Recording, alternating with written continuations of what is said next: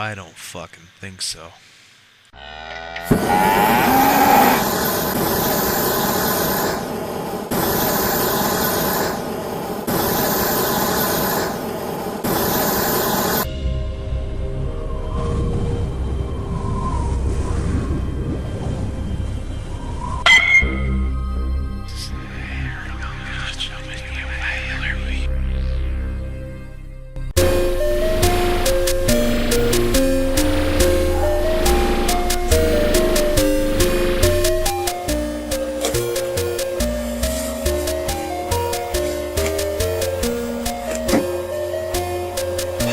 Welcome to Straight Up Reviews, where there's no bullshit beyond this side.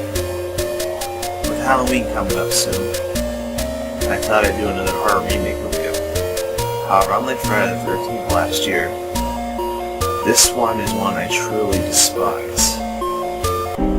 I first watched it 5 years ago. I was told there was nothing left, no new plots, no excuses. Nothing anyone had to offer that wasn't there already, so they had to do the story all over again. I've seen this 2007 movie directed by one of my favorite metal musicians. It had a cover with a blank, pale, emotionless face, surrounded by the most cliché of orange, the devil's orange. I spent the first half of this movie trying to understand it, and the other 4 years trying to keep it locked out of my mind because what I found living behind that cover was purely and simply stupid.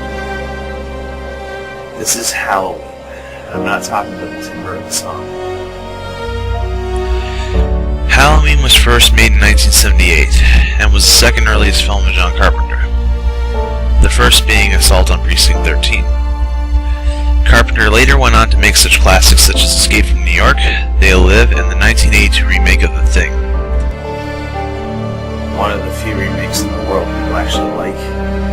It was also the first acting debut of Scream Queen Jamie Lee Curtis, daughter of Janet Leigh of Psycho fame. The movie went off to spawn 7 sequels, 8 if you count Season of the Witch. Originally, Carpenter wanted to do an anthology series in which each movie had a different horror story on Halloween. Unfortunately, due to the lack of his favorite title character, he had to stick with just Halloween and give the rights to the sequels to somebody else that would do it. The basic story was of Michael Myers, who killed his sister on Halloween night when he was 6 years old. He was institutionalized and looked after by Dr. Samuel Loomis, played by the former Bond villain Donald Pleasance. 15 years after, he escapes and stalks his hometown of Haddonfield, where he goes after Laurie Strode, who was babysitting 2 kids at Halloween at the time. Loomis tracks him down and shoots him, but that's not the last we see of the Shape. There's a reason I don't like the remake or the sequels, but I'll get to it in the end. It was then remade in 2007 and directed by Rob Zombie, who was a metal musician before he went into directing. His previous works were House of a Thousand Corpses and his sequel Devil's Reject.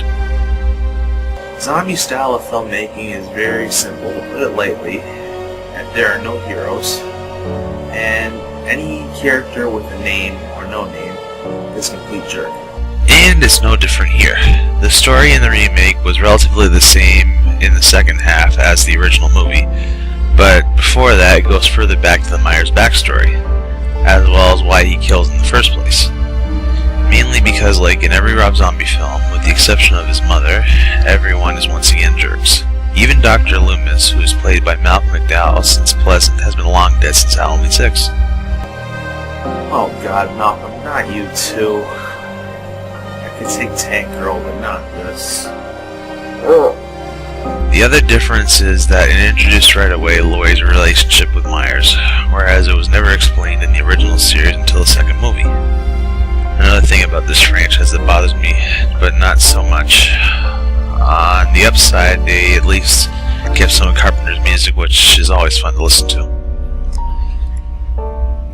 The movie eventually got a sequel, but I won't get into that one because, as bad as this one was, it at least had a stable plot.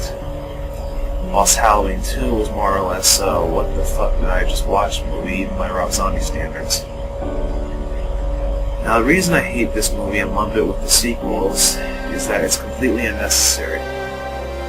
The entire point of the original Halloween is that pure evil can exist without any rhyme or reason.